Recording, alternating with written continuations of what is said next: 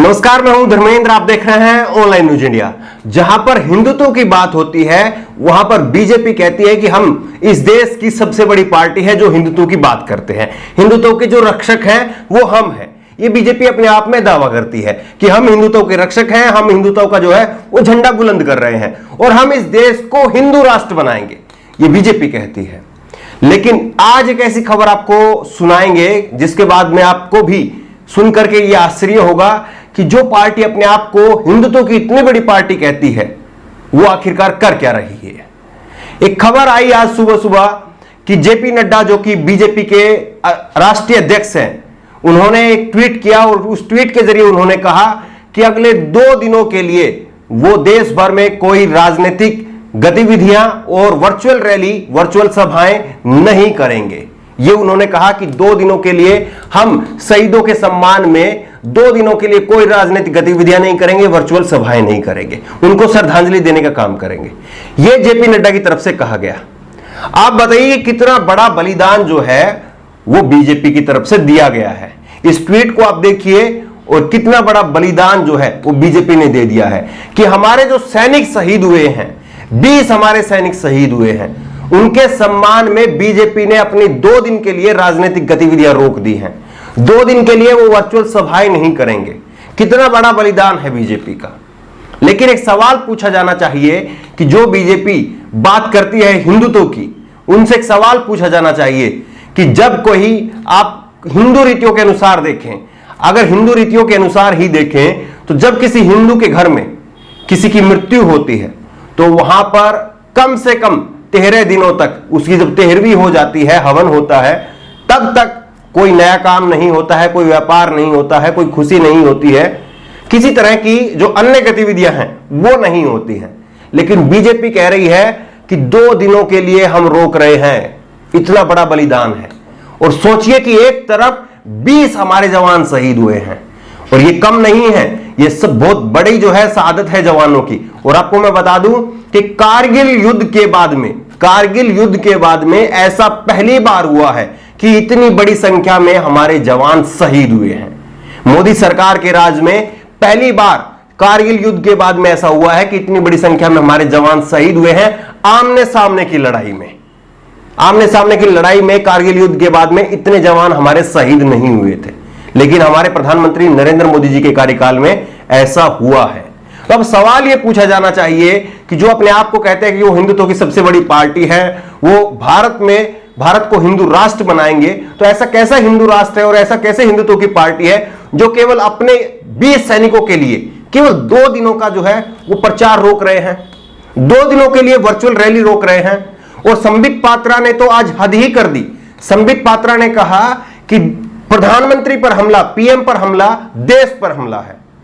ये तो वही हो गया जिस तरह से एक समय में कहा जाता था कि Indira is India, India is Indira. अगर आप कहते थे कि वो गलत था तो क्या आज जो आपने कहा है वो सही है? फिर ये सवाल आपसे भी पूछा जाना चाहिए।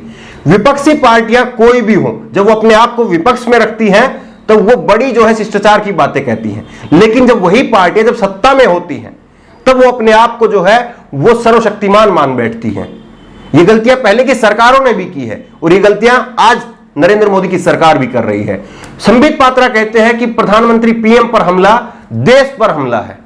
अगर विपक्ष पीएम पर सवाल पूछे तो विपक्ष जो है वो गद्दार है और प्रधानमंत्री विपक्ष को कुछ भी कह सकते हैं, उनको ये छूट है।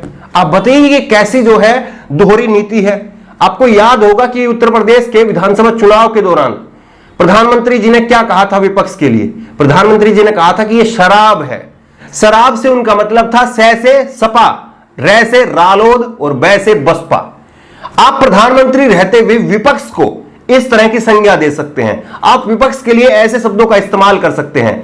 लेकिन आज संबित पात्रा कहते हैं कि पीएम पर हमला, देश पर हमला है। एक तो हमला नहीं हुआ है कहीं पर भी, प्रधानमंत्री पर कोई हमला नहीं कर रहा है, प्रधानमंत्री से केवल विपक्ष सवाल पूछ रहा है।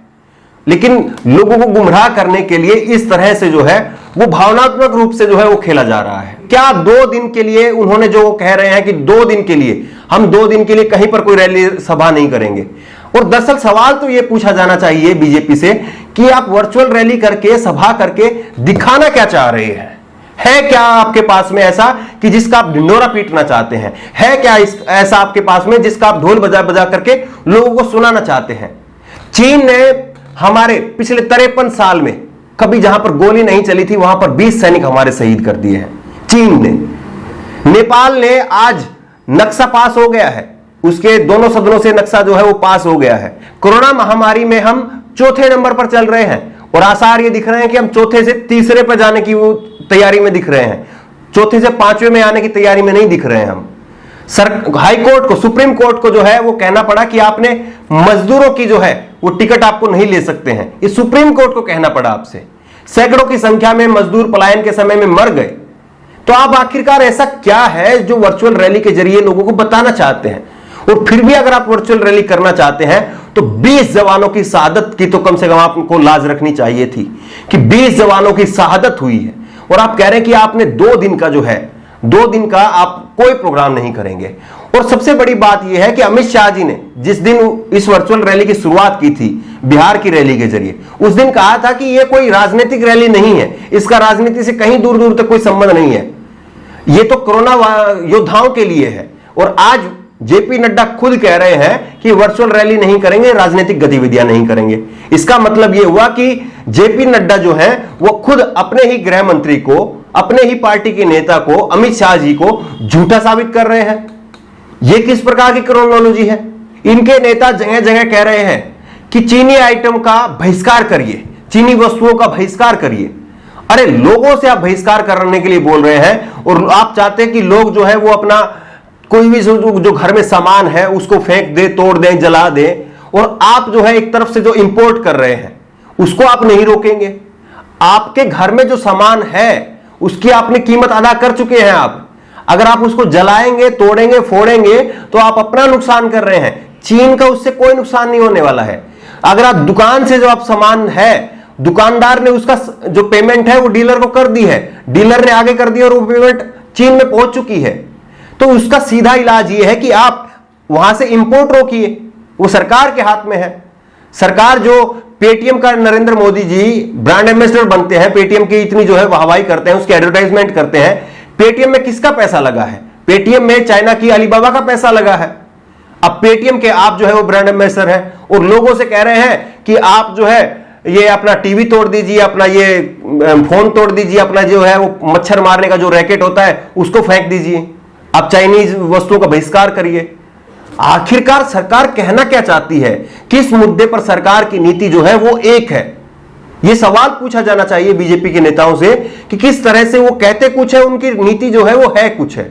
माना कि जनता को बेवकूफ बनाना आसान है और कुछ पार्टियां जो है, कुछ नेता जो है वो कर लेते हैं, लेकिन यह ऐसा भी नहीं है कि आप हमेशा जनता को मूर्ख बना सकें।